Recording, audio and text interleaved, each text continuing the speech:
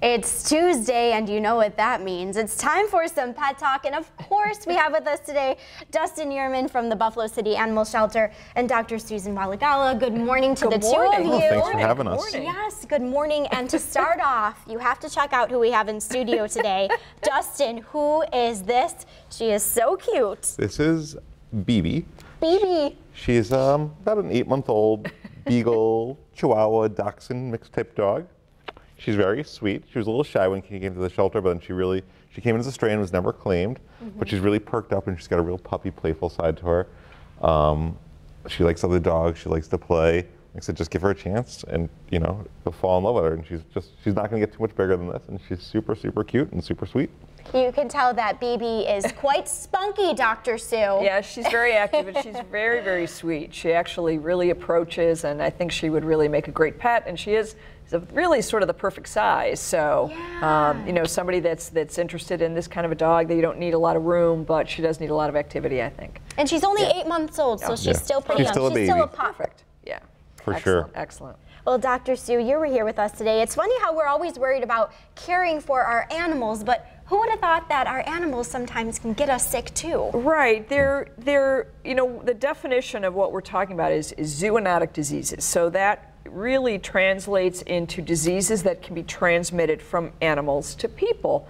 And there technically are probably over 100 different diseases. Now, the good news is in North America, most of those we don't see. A lot of those are in other parts of the world. Because of hygiene and medical advances, we just don't tend to see those. But there are some basic things that you really do have to not worry about, but just take into account when you have a pet.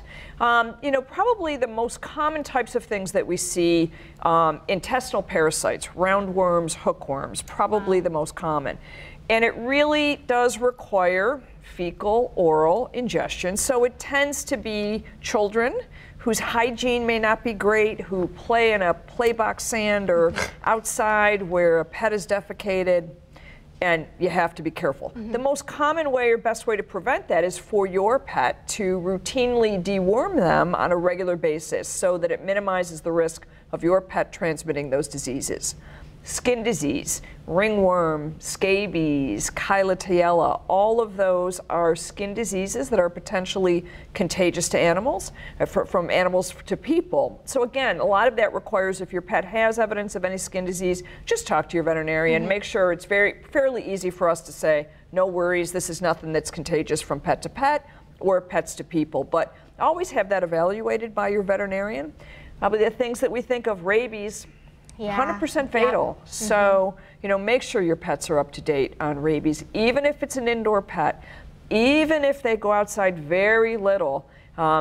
Mosquitoes get, bats get inside. We have lots of issues. You can't 100% guarantee that they're not going to get out. And it is the law, and it is 100% preventable. Yeah, and it's 100% fatal. As the weather begins to warm up, our pets are running outside, they're truly enjoying the outdoors, and this is something that we should be made aware of. Cats and dogs, get them rabies vaccinated. Okay. If you think your pet has a medical issue that they can't, talk to your veterinarian, but for the most part, we strongly recommend it and require it for most things. Lots of other things, Lyme disease, leptospirosis, there's a lot of different diseases, so most of it is just regular hygiene. Make sure your pets are up to date on physical exams, make sure they're healthy, deworm them on a regular basis, get all their vaccinations, and you can really minimize those risks. But just take that into account when you have children or you have a pet. So there are steps we can take to prevent this. Yeah, and it's really very, very uncommon.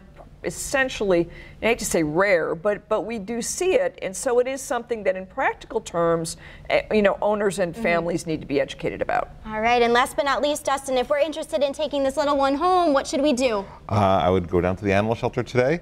All right. If you have any other dogs, please bring them with you to do the meet and greet, and she'll be spayed, neutered, fully vaccinated, microchipped, and ready to go for you, so it's a great deal. All right, sounds good to me. Well, thank you everybody for joining us here on AM Buffalo. Thank you, Dr. Sue. Thank you, Dustin. And we'll be back tomorrow, but next up is Right This Minute. We'll see you then.